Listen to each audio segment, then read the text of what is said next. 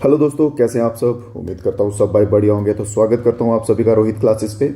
तो आज फिर से हम जुड़ चुके हैं अपने एक और नए क्लास में स्पेशल जीके जीएस के क्वेश्चन के साथ। इसके साइड वाइज आपको बाकी की क्लासेस जो हैं वो भी मिल रही होंगी। तो चलिए ज़्यादा बिना टाइम वेस्ट किए जल्दी से अपनी क्लास की ओर चलते हैं। तो ये रहा हमारे आज का फर्स्ट क्वेश्चन। उससे पहले एक चीज़ बता दूं, क्वेश्चंस देखिए मेरे भाइयों, नया पैटर्न है, ठीक है। इंग्लिश में भी रहेंगे और हिंदी में भी रहेंगे। कुछ भाइयों का था कि सर हिंदी में चाहिए, हिंदी में पहले नहीं हो रहे थे, ठीक है। तो जो इंग्लिश वाले भाई हैं वो इंग्लिश वाले यहाँ से पढ़ सकते हैं, हिंदी वाले भाई यहाँ से पढ़ सकते हैं। इसके सिवा टेलीग्राम ग्रुप हो गया, व्हाट्सएप ग्रुप हो गया, डिस्क्रिप्शन में लिंक दिए रहेंगे, वो ज्वाइन कर लीजिएगा। वहाँ पर आपको जो है अपडेट्स जो हैं वो टाइम टू टाइम मिलते रहेंगे और सब्सक्राइब भी चैनल को कर दीजिएगा। तो पहला क्वेश्चन कहता है कि इनमें से पहला नोबेल प्राइज फिजिक्स में जो है वो किसे मिला है, ठीक है। फिजिक्स में नोबेल प्राइज पहला जो है वो किसे मिला। यहाँ पे इंडिया की बात नहीं की गई है, वर्ल्ड वाइड बात की गई है, ठीक है। अगर इंडिया की बात की गई होती तो बात कुछ और होती। तो वर्ल्ड वाइड देखा जाए तो विलियम कोनार्ड रॉन्गटन जो हैं इनको जो है वो मिला है फर्स्ट प्राइज, ठीक है, नोबेल प्राइज इन फिजिक्स। और किस फील्ड में मिला, इन्होंने क्या किया था, एक्सरे डिस्कवर किया था, एक्स रेडिएशन डिस्कवर किए थे इन्होंने, ठीक है। और अगर बात कर ली जाए इंडियन की कि फर्स्ट इंडियन जो है वो कौन है जिसको फिजिक्स में मिला है, मैं बात कर रहा हूँ फिजिक्स की, तो हमारे सीबी रमन जो हैं इनको फिजिक्स में फर्स्ट प्राइज मिला है। और अगर ऐसे ओवरऑल देखा जाए कि पहले भारतीय कौन बनते हैं, ठीक है, फर्स्ट इंडियन कौन बनते हैं, तो वो बनते हैं रविंद्रनाथ टैगोर, ठीक है, रविंद्रनाथ टैगोर, जिनको कि पहला नोबेल प्राइज मिला था, ठीक है। सीबी रामन को किस में मिला है, फिजिक्स में मिला है। आप सभी से एक रिक्वेस्ट है कि अपनी नोटबुक लेके बैठिएगा साथ में, डेफिनेटली आपने ली ही होगी। अगर आप सीरियस हैं एग्जाम को लेके तो नोटबुक में नोट्स बनाते हैं। जो क्वेश्चंस आपको आते हैं उनको स्किप कर दीजिए, जो नहीं आते हैं, जो नए हैं, उनके आप साथ साथ में नोट्स बनाते जाएं, ठीक है। चलिए नेक्स्ट क्वेश्चन को देखते हैं। सेकेंड क्वेश्चन क्या कहता है, साथ साथ में आप सभी को आंसर भी देते जाना भाई, ओके। कमेंट बॉक्स नीचे खुले हैं, कमेंट बॉक्स में आंसर देते जाइए। सेकेंड क्वेश्चन है कि बहरूद स्तूपा जो है वो इनमें से किस स्टेट में सिचुएटेड है। बहरूद स्तूपा, ठीक है, बहरूद स्तूप निम्नलिखित में से किस राज्य में स्थित है। उत्तर प्रदेश, हिमाचल प्रदेश, आंध्र प्रदेश या फिर मध्य प्रदेश। तो हमारा सही जवाब जो है वो किसके साथ रहेगा, option number D, Madhya Pradesh में बहरूद स्तूपा जो है वो सिचुएटेड है। अगले क्वेश्चन की ओर चलते हैं। तीसरा क्वेश्चन क्या कहता है, तीसरे क्वेश्चन में भाई पूछा गया है, देखिए अगर कोई क्वेश्चन आपको समझ नहीं आता है, किसी क्वेश्चन में कोई डाउट रह जाता है, ठीक है, आप मेरे से डेफिनेटली पूछ सकते हैं। कमेंट बॉक्स में अपना क्वेश्चन जो है वो टाइप कर दीजिए, मैं आपको वहाँ पे रिप्लाई जो है वो टाइमली देता रहूँगा, ठीक है। कोई भी अगर डाउट रह जाए और एग्जाम के रिलेटेड होना चाहिए, ठीक है। क्वेश्चन नंबर थर्ड क्या कहता है कि सोडियम को हम केरोसिन ऑयल में क्यों रखते हैं। आप सभी ने सुना होगा सोडियम को। देखिए इसके ऊपर क्वेश्चन अलग अलग तरीके से बन जाते हैं। एक तो उसमें क्यों रखते हैं और दूसरा क्वेश्चन ऐसा भी बनेगा कि सोडियम को हम किस में रखते हैं, ठीक है। तो केरोसिन ऑयल, मिट्टी का तेल जिसे हम नॉर्मली बोलते हैं, वो होता है केरोसिन ऑयल। तो सोडियम को हम उसमें क्यों रखते हैं, क्योंकि सोडियम जो है मेरे भाइयों बहुत ही रिएक्टिव होता है, हाईली रिएक्टिव होता है, ठीक है। इसको हम हवा और मॉइस्चर, ठीक है, हवा नहीं ऑक्सीजन कह सकते हैं, ऑक्सीजन एंड मॉइस्चर, इसके कांटेक्ट में आने से बचाते हैं। जैसे ही ये ऑक्सीजन या मॉइस्चर के कांटेक्ट में आता है तो ये रिएक्शन कर देता है केरोसिन ऑयल, ठीक है। इसलिए हम सोडियम, इसलिए हम सोडियम को केरोसिन ऑयल में केप्ट करके रखते हैं। अगले क्वेश्चन की ओर चलते हैं। फोक डांसेस के ऊपर क्वेश्चन है। फर्स्ट ऑफ ऑल आप सभी को मालूम है कि टोटल क्लासिकल डांस कितने हैं हमारे, ठीक है। जल्दी से कमेंट बॉक्स में बता दीजिए। ये रहा आज का पहला आपका होमवर्क का क्वेश्चन कि क्लासिकल डांस जो है वो कितने हैं, क्लासिकल डांसेस जो हैं वो कितने हैं, बस इतना सा बताना है आपको, ठीक है। तो बात करते हैं जाट जतिन की। तो जाट जतिन जो है ये कहाँ का फोक डांस है, जाट जतिन की बात कर रहे हैं। जाट जतिन मेरे भाइयों कहाँ का फोक डांस है। तो जाट जतिन जो है ये आ जाता है बिहार का। कहाँ का आएगा, बिहार का। चलिए इसके सिवा बाकी दूसरे भी देख लेते हैं। बात करते हैं मध्य प्रदेश की, ठीक है। तो मध्य प्रदेश की बात करते हैं। मध्य प्रदेश के कौन कौन से जो हैं वो फोक डांस आते हैं मेनली, ठीक है।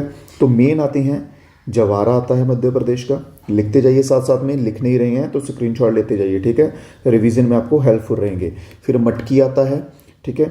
फिर एक आता है खड़ा नाच, एक आता है खड़ा नाच, ठीक है। इंपॉर्टेंट आपको लिखवा रहा हूँ। और गुजरात में एक ही चलता है मेनली, वो है गरबा, कौन सा, गरबा जो है वो गुजरात में चलेगा। बात करेंगे उत्तर प्रदेश की। उत्तर प्रदेश के कुछ आते हैं इंपॉर्टेंट, रासलीला हो गया, रामलीला हो गया, ठीक है। फिर इसके सिवा नौटंकी आता है, नौटंकी के ऊपर क्वेश्चन बनता है भाई, ठीक है। नौटंकी जो है इसके ऊपर क्वेश्चन बनता है। फिर एक आता है कजरी आता है, कजरी आता है, और एक आता है चारकुला। ये 3-4 नाम जो हैं ये याद रख लीजिए, ठीक है। रासलीला, नौटंकी, कजरी, चारकुला, और मध्य प्रदेश का जवारा, मटकी और खड़ा नाच, ठीक है। क्लियर है यहाँ तक सभी को? अगले क्वेश्चन की ओर चले। तो नेक्स्ट क्वेश्चन क्या कहता है, एक मिनट, हाँ, तो यहाँ पे बात की गई है नेक्स्ट क्वेश्चन की। तो नेक्स्ट क्वेश्चन क्या कहता है, किसकी सुप्रीमेसी के अंदर जो है गवर्नमेंट ऑफ इंडिया एक्ट 1858 जो है वो आया था, ठीक है। 1858 का गवर्नमेंट एक्ट जो है, गवर्नमेंट एक्ट ऑफ इंडिया, वो किसकी सुप्रीमेसी के अंडर आया था? सुप्रीमेसी उस टाइम पे किन की थी भाई? ब्रिटिशर्स की थी, ठीक है। ब्रिटिश रूल जो है वो चल रहा था हमारे ऊपर, तो और वो आया था किसकी सुप्रीमेसी के अंदर? Queen Victoria. Option number D जो है बिल्कुल सही रहेगा, ठीक है। आप सभी बच्चों से उम्मीद कर रहा हूँ कि साथ साथ में अपने आंसर्स जो है कमेंट बॉक्स में देते जाइए। जो आपको लगता है अपने अकॉर्डिंग गलत हो सही हो डजेंट मैटर, बस ट्राई कीजिए, ठीक है। तो क्वीन विक्टोरिया जो है उस समय शासन में थी, तो इनके द्वारा जो है 1858 में आया था। इसमें एक्चुअल था क्या, देखिए, पहले जो है, पहले रूल कौन कर रहा था? ईस्ट इंडिया कंपनी कर रही थी, ठीक है। ईस्ट इंडिया कंपनी कौन थी? जो ब्रिटिशर्स वहां से यहाँ आए थे, कह सकते हैं आप किसके लिए आए थे? सौदा करने के लिए, जहाँ डीलिंग करने के लिए, ठीक है, बिजनेस के लिए आए थे, सिंपली आप कह सकते हैं, ठीक है। तो वो जो है वो रूल कर रहे थे, वो चला रहे थे। फिर 1858 के बाद क्या होगा? सीधा ब्रिटिश क्राउन का रूल हुआ, ठीक है। ब्रिटिश क्राउन फिर डायरेक्ट वहां से रूल करेगा इंडिया के ऊपर। ये था 58 का सेम मीनिंग। क्लियर है यहाँ तक क्वेश्चन? कोई डाउट तो नहीं? क्वेश्चन नंबर 6 देखते हैं, 6 साथ अपना। क्वेश्चन नंबर 6 क्या कहता है? नवार्ड के ऊपर है कि नवार्ड जो है ये किसकी रिकमेंडेशन पे इस्टेब्लिश किया गया था? नवार्ड जो है ये किसकी रिकमेंडेशन पे इस्टेब्लिश किया गया था? जल्दी से, गडगिल कमेटी, 5 ईयर प्लान आप सभी को याद आ रहा होगा इसको देख के, ठीक है। रंगराजन कमेटी, ये सभी आपको टाइमली जो है आगे आगे कवर होते जाएंगे, ठीक है। तो बी शिवारामन कमेटी जो है, इसकी रिकमेंडेशन पे नवार्ड जो है ये इस्टेब्लिश किया गया था। एक्चुअल में नवार्ड है क्या, इसकी फुल फॉर्म भी पूछते हैं, ठीक है। फुल फॉर्म लिख लीजिए, नेशनल, जस्ट अ मिनट, ठीक है। इसकी फुल फॉर्म लिख लीजिए नवार्ड की, national bank for agriculture and rural development, ठीक है। National bank for agriculture and rural development. और इसका मेनली फोकस क्या था कि रूरल एरिया, जो गांव के एरिया होते हैं, उनको डेवलप करना, ठीक है, उनकी डेवलपमेंट के लिए ये जो कमेटी है बी शिवारामन की, ये बनाई गई थी। चलिए अगला क्वेश्चन देखते हैं। नेक्स्ट क्वेश्चन सॉइल्स के रिलेटेड है, ठीक है, ज्योग्राफी का क्वेश्चन आप कह सकते हैं कि which type of soil is found maximum India? Bharat में ज़्यादातर जो है वो कौन सी सॉइल जो है, कौन सी मिट्टी जो है वो पाई जाती है? जल्दी से आंसर आने दीजिए सभी बच्चे, आप सभी अपना अपना, ठीक है। ट्राई कर रहा हूँ यार मैप बनाने की आपको, ताकि थोड़ा इजीली जो है वो समझ आ जाए, ठीक है। ज़्यादा मत ड्राइंग पे जाइएगा, बस आपको एक समझाने के लिए, ठीक है। देखिए बात करते हैं सबसे पहले हम रेड सॉइल की, ठीक है। रेड सॉइल जो है वो पाई जाती है इस एरिया में, ईस्टर्न वाले एरिया में, ठीक है। ईस्टर्न कोस्ट जो है, कोरमंडल कोस्ट आपको मैंने बताए थे कल लास्ट टाइम, ठीक है। यहाँ पे कोरमंडल कोस्ट है, यहाँ पे कोंकण है, यहाँ पे उत्कल है, ठीक है। ये सब आपको बताए थे। क्लियर है कोस्ट का? आपको भी कोई डाउट तो नहीं, ठीक है। तो यहाँ पे जो है ये पाई जाती है रेड सॉइल मोस्टली, ठीक है। फिर उसके बाद बात करते हैं ब्लैक सॉइल की। तो ब्लैक सॉइल जो है, ब्लैक सॉइल पाई जाती है इस एरिया में। इस एरिया में कौन कौन से हैं? मध्य प्रदेश और महाराष्ट्र, ठीक है। इन दो में ज़्यादातर जो है वो ब्लैक सॉइल पाई जाती है। लेटराइट सॉइल जो है ये इंडिया में बहुत कम पाई जाती है। ये पाई जाती है नेपाल में, भूटान में, ठीक है। ये ऊपर के एरिया जो इधर है नेपाल भूटान, उधर पाई जाती है। फिर बात आती है एलुवियल सॉइल की, जो कि गंगा और ब्रह्मपुत्र वाला जो पूरा प्लेन है, ठीक है, ये असम वाला साइड, यहाँ पे पूरा जो प्लेन है, ठीक है, इसमें जो है एलुवियल सॉइल जो है वो पाई जाती है। कौन सी पाई जाती है? Alluvial soil. क्लियर है आप सभी को सब? ठीक है। यहाँ पे कौन सी है? ब्लैक सॉइल है, यहाँ पे रेड सॉइल है, यहाँ पे एलुवियल सॉइल है, और यहाँ पे आती है नेपाल भूटान के बॉर्डर पे कौन सी? Laterite soil.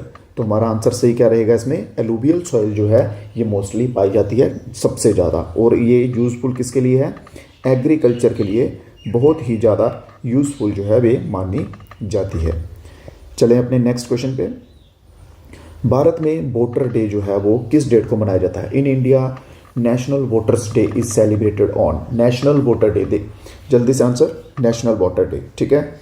इसके सिवा देखिए वोटर डे तो आपको मैं बताता ही हूँ, ठीक है।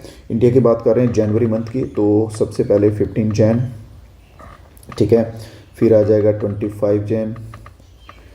25 जनवरी जहाँ पे लिखा हुआ है, ठीक है। तो देखिए वोटर डे हुआ है वो मनाया जाता है 25 जनवरी को, वोटर डे 25 जनवरी को मनाया जाता है। इसके सिवा जनवरी महीने में और भी बहुत सी इंपॉर्टेंट डेज हैं जिनका जिक्र होता है। 15 जनवरी को कौन सा डे होता है, जल्दी से, 15 जनवरी को होता है आर्मी डे, ठीक है।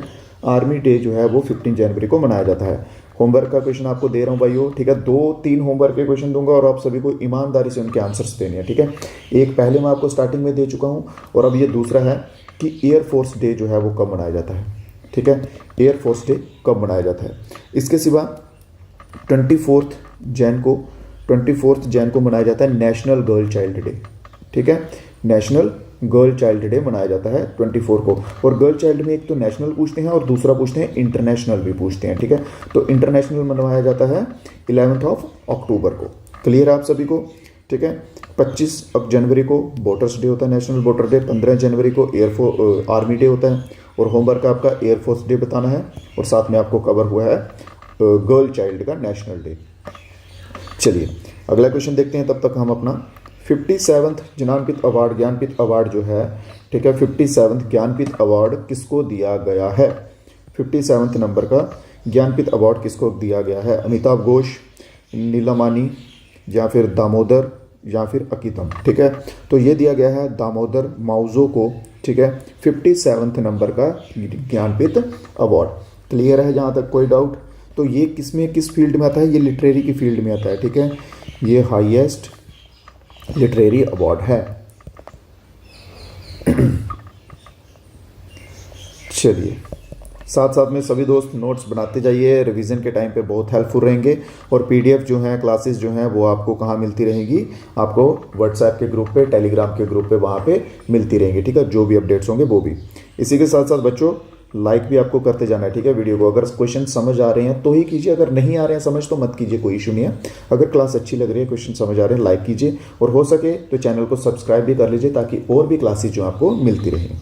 तो क्वेश्चन नंबर 10 क्या कहता है हमारा कि मैरीटाइम सर्वाइलेंस एयरक्राफ्ट जो है भारत ने दिया श्रीलंका को, ठीक है। भारत ने श्रीलंका को एक एयरक्राफ्ट दिया है और दिया है अगस्त के महीने में, ठीक है। 16 अगस्त को दिया, 16 अगस्त को दिया है। और हमें सिंपल सा बताना है कि भाई उसका नाम क्या है। तो उस एयरक्राफ्ट का नाम है डॉर्नियर 228, ठीक है, 228 डॉर्नियर 228 जो है, ठीक है। ये दिया है इंडिया ने श्रीलंका को, किसके लिए, ताकि पड़ोस में रिलेशन जो है वो अच्छे बने रहें। क्योंकि आप सभी को मालूम है चाइना जो है डोमिनेंस करता है, तो उस वजह से अपने पड़ोसियों के साथ रिलेशंस बनाने के लिए गिफ्ट विफ्ट देने पड़ते हैं। Next question, missile man of India, बहुत ही कॉमन सा क्वेश्चन है, ठीक है। आप सभी को उम्मीद करता हूँ मालूम होना चाहिए, ठीक है, मालूम होना चाहिए। तो डॉक्टर APJ अब्दुल कलाम को मिसाइल मैन ऑफ इंडिया कहा जाता है। डॉक्टर अब्दुल कलाम जी की 2 बुक्स का नाम लिख लीजिए, ठीक है, जो कि मोस्ट इंपॉर्टेंट आती हैं। एक आती है wings of fire, wings of fire एक हो गई, और दूसरी जो है वो आती है इग्निटेड माइंड, इग्निटेड माइंड्स। ये 2 बुक्स हैं जो मोस्ट इंपॉर्टेंट हो जाएंगी आपके लिए, APJ अब्दुल कलाम की द्वारा लिखी हुई, ठीक है। तो नेक्स्ट क्वेश्चन इसी के साथ देखते हैं। नेक्स्ट क्वेश्चन, क्वेश्चन नंबर 12 क्या कहता है। Centrifugation is a technique to separate, centrifugation एक टेक्निक होती है जिससे कि हम क्या सेपरेट करते हैं, ठीक है। सेंट्रीफ्यूगेशन टेक्निक से क्या होता है, हम कोलाइड्स को जो है वो सेपरेट करते हैं बेस्ड ऑन उनका साइज, ठीक है, उनके साइज के बेस्ड पे, ठीक है, या फिर कह सकते हैं उनकी डेंसिटी के बेस्ड पे कोलाइड्स को जो है हम सेंट्रीफ्यूगेशन की मदद से अलग करते हैं, ठीक है। कुछ बच्चे सैचुरेटेड सॉल्यूशन पे जाएंगे, बट नहीं, सैचुरेटेड सॉल्यूशन जो है ये से अलग नहीं होता है। क्लियर है। क्वेश्चन नंबर 13, देखिए क्वेश्चन देखने में बहुत बड़ा है बट ज़्यादा कुछ है नहीं, आपको सिंपली ऊपर से बता देता हूँ कि इन्होंने पूछा है कि वह किंगडम बताइए एनिमल का, ठीक है, जिनमें बहुत ही सॉफ्ट स्किन होती है, ठीक है, बहुत ही सॉफ्ट स्किन होती है और कुछ कुछ केसेस में वो बाहर से हार्ड शेल से कवर होती है, ठीक है। वो किंगडम बताना है कि मेनली जिनमें सॉफ्ट, बहुत सॉफ्ट स्किन या सॉफ्ट मीट आप कह सकते हैं, फ्लैश जो है वो होता है। अब आप सभी को याद आ रहा होगा कौन कौन से होते हैं, ठीक है, जैसे स्नेल्स हो गए, स्नेल आप सभी ने देखे होंगे, ठीक है, स्नेल्स हो गए, ऑक्टोपस हो गए, ठीक है, ऑक्टोपस हो गए, फिर इसके बाद स्क्विड्स आ गए, ठीक है। इन सभी के जो हैं सॉफ्ट फ्लैश होती है, बट हमें बताना है कि ये कौन से किंगडम में आते हैं। तो ये आते हैं फाइलम मोलुस्का किंगडम में, ठीक है, mollusca kingdom, option number B, ठीक है, option number B mollusca kingdom में ये सब आते हैं जिनकी स्किन्स बहुत सॉफ्ट होती हैं, फ्लैश बहुत सॉफ्ट होता है। चलिए, क्लियर है आप सभी को? कोई डाउट मेरे भाइयों किसी को? अगर कोई डाउट बचता है तो डेफिनेटली आप कमेंट बॉक्स में बताइए, वहाँ पे आपको आंसर मिल जाएगा। तो बात करते हैं यहाँ पे हैंडबॉल की। हैंडबॉल में हमें पास या फिर शूट जो है वो कितने टाइम के अंदर अंदर करना होता है। ऐसा है कि भाई उसकी बॉल को हम पकड़ के नहीं रख सकते, ठीक है, उसको जहाँ तो हमें किसी दूसरे प्लेयर को पास करना होगा या फिर हमें गोल में शूट करना होगा, तो उसके लिए जो है वो कितना टाइम पीरियड होता है, तो वो हमें विद इन 3 सेकेंड्स, 3 सेकेंड के अंदर अंदर वो है करना होता है। और बात कर ली जाए, क्वेश्चंस कुछ ऐसे भी बनते हैं कि कितने प्लेयर्स होते हैं भाई हैंडबॉल में, ठीक है। तो हैंडबॉल में जो है टोटल प्लेयर जो हैं वो 7 होते हैं, जिनमें से 6 प्लेयर खेल रहे होते हैं बीच में और 1 प्लेयर गोल की होता है, ठीक है, और 1 प्लेयर गोलची होता है। क्लियर है यहाँ तक? अगले क्वेश्चन की ओर चलें। क्वेश्चन नंबर 15 क्या कहता है? इलायस खान, इलायस खान के ऊपर क्वेश्चन है। इलायस Khan was born in Lucknow और family of musician, he was famous for playing. हाँ, इलायस खान जो हैं वो किसके लिए फेमस थे, ठीक है, लखनऊ की एक फैमिली में पैदा हुए हैं, वो किसके लिए फेमस थे? इलायस खान का नाम बना था, इनके पिताजी थे, ठीक है, शाहजहानपुर, ठीक है, शाहजहानपुर करके नाम था इनके पिताजी का, जो कि क्या बजाते थे? सरूद के प्लेयर थे, ठीक है। शाहजहानपुर जो है वो सरूद के प्लेयर थे, मास्टर प्लेयर थे, और उसके बाद में इनका बेटा जो है वो भी प्लेयर बना, बट वो किसका बना? सरूद का नहीं, वो बना सितार का, ठीक है। इलायस खान पे क्वेश्चन आएगा कि इलायस खान जो है वो किसका प्लेयर था, तो इलायस खान सितार का जो है वो एक अच्छा प्लेयर था, ठीक है। इसके साथ साथ सभी बच्चों को वीडियो को लाइक करते हुए चलना है और चैनल को सब्सक्राइब करते हुए भी चलना है। नेक्स्ट क्वेश्चन है, क्वेश्चन नंबर 16 क्या कहता है? कौन सी कंट्री है जो लॉन्गेस्ट बॉर्डर शेयर करती है इंडिया के साथ? ये क्वेश्चन आप सभी को आना चाहिए क्योंकि ये क्वेश्चन मैं पहले भी करवाया है, ठीक है, अभी जस्ट कुछ दिन पहले ये क्वेश्चन करवाया है। तो जल्दी से बताइए कि कौन सी कंट्री जो है वो इंडिया के साथ सबसे बड़ा बॉर्डर शेयर करती है। चलिए मैं यहाँ पे नाम लिख देता हूँ, ठीक है। बांग्लादेश एक, चाइना, पाकिस्तान, फिर चाइना पाकिस्तान, फिर इसके बाद आ जाएगा नेपाल, फिर आ जाएगा म्यांमार, फिर आ जाएगा भूटान, फिर आ जाएगा अफगानिस्तान। चलिए अब जल्दी जल्दी से बताते जाइए कितना कितना बॉर्डर जो है वो कौन कौन सी कंट्रीज शेयर करती हैं। ये लास्ट डे की क्लास में मैंने आपको क्वेश्चन करवाया है और उम्मीद है कि आप सभी ने रिवीजन अगर की होगी तो आपको पता होगा। चलिए बताइए जल्दी से, बांग्लादेश का कितना आएगा? बांग्लादेश का आएगा 4096.7 किलोमीटर। चाइना का कितना आएगा? 3488 किलोमीटर, ठीक है। फिर उसके बाद पाकिस्तान का कितना आएगा? जल्दी से 3323 किलोमीटर। नेपाल का कितना आएगा? जल्दी जल्दी बताते जाइए आप सभी भी, 1751। म्यांमार का कितना आएगा? 1643। भूटान का आएगा 699 और अफगानिस्तान का 106। सबसे ज़्यादा जो है वो बांग्लादेश करता है, ठीक है। सबसे ज़्यादा कौन करता है? सबसे ज़्यादा करता है बांग्लादेश। क्लियर है यहाँ तक? बांग्लादेश सबसे ज़्यादा, फिर चाइना, फिर पाकिस्तान, नेपाल, और सबसे कम की बात की जाए तो सबसे कम जो है बाउंड्री शेयर कौन करेगा? हमारा अफगानिस्तान। चलिए अगले क्वेश्चन की ओर चलते हैं। क्लियर है यहाँ तक? स्क्रीनशॉट ले लीजिएगा उसका, ठीक है, स्क्रीनशॉट ले लीजिएगा, रिवीजन करने में जो है आपको ईजी रहेगा। Just a minute. Okay, who was the Prathamesh Jawkar opponent in gold medal clash at archery? देखिए आर्करी का जो गोल्ड मेडल, अभी वर्ल्ड कप का फाइनल चल रहा था, आर्करी में पहुंचे थे, ठीक है, प्रथमेश जावाकर जो कि इंडिया से थे, बट वो बैड लक कह सकते हैं आप या कुछ भी कह सकते हैं, उसकी वजह से जो है वो हार गए, उनको गोल्ड मेडल जो है वो नहीं मिला, ठीक है। तो हमें क्वेश्चन में पूछा गया कि उनके ओपोनेंट कौन थे, किसके साथ उनका मैच जो है प्रथमेश जावाकर का हो रहा था, ठीक है। तो उनका मैच किसके साथ हो रहा था? मैथियास फुलरटन, ठीक है, फुलरटन मैथियास फुलरटन के साथ, जो कि कहाँ से बिलोंग करते हैं? डेनमार्क से बिलोंग करते हैं, जिन्होंने गोल्ड जो है वो अपने नाम कर लिया था आर्करी में, ठीक है, गोल्ड इन्होंने अपने नाम कर लिया था किसमें? आर्करी वर्ल्ड कप फाइनल 2023 में। नेक्स्ट क्वेश्चन देखते हैं, अगला क्वेश्चन क्या कहता है? मैग्नुस, हाँ मैग्नुस आप सभी ने नाम सुना है कि नहीं सुना भाई? जो बच्चे स्पोर्ट्स से रिलेटेड हैं, जो थोड़ा ध्यान रखते हैं, डेफिनेटली सुना होगा। मैग्नुस ये बहुत चालाक टाइप के प्लेयर हैं, आप सभी ने सुना होगा, मे भी ये आते हैं जैसे ही सिटिंग लेते हैं तो ये बहुत सारा पहले टाइम वेस्ट करने लग पड़ता है अपने कोट डालने में, घड़ी रखने में, ऐसे ऐसे करके, ठीक है। तो मैग्नुस जो हैं ये किससे एसोसिएटेड हैं, कौन सी गेम से एसोसिएटेड है? तो मैग्नुस जो हैं, मैग्नुस कार्लसन जो हैं, ये चेस गेम से एसोसिएटेड हैं, चेस गेम से बिलोंग करते हैं, ठीक है।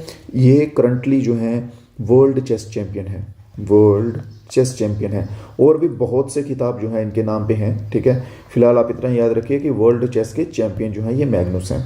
इसके सिवा हमारा एक इंडिया का एक बच्चा है, ठीक है, इंडिया का एक आता है, उसका नाम है रामेश बाबू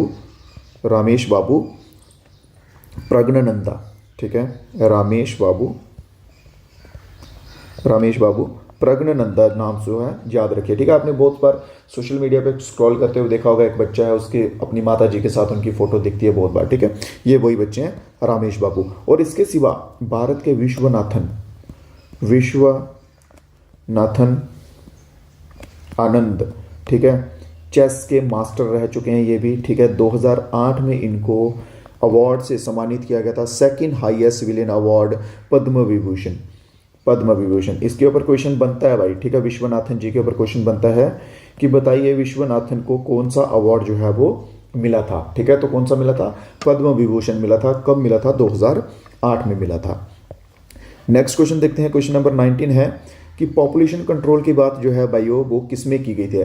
फैमिली प्लानिंग और पॉपुलेशन प्लानिंग, हाँ ठीक है, पॉपुलेशन प्लानिंग और फैमिली प्लानिंग की भाई फैमिली कैसी होनी चाहिए, कितने मेंबर्स होने चाहिए मिनिमम एक फैमिली में, मैक्सिमम कितने होने चाहिए, ठीक है। तो उसकी प्लानिंग जो है वो किस लिस्ट में आती है? तो ये सब आता है कंकरेंट लिस्ट में, क्योंकि आपको नॉर्मल सा पता है मेरे भाइयों कि फंडामेंटल ड्यूटीज़ में नहीं आएगी, ये फंडामेंटल राइट्स में भी नहीं आएगी, ठीक है।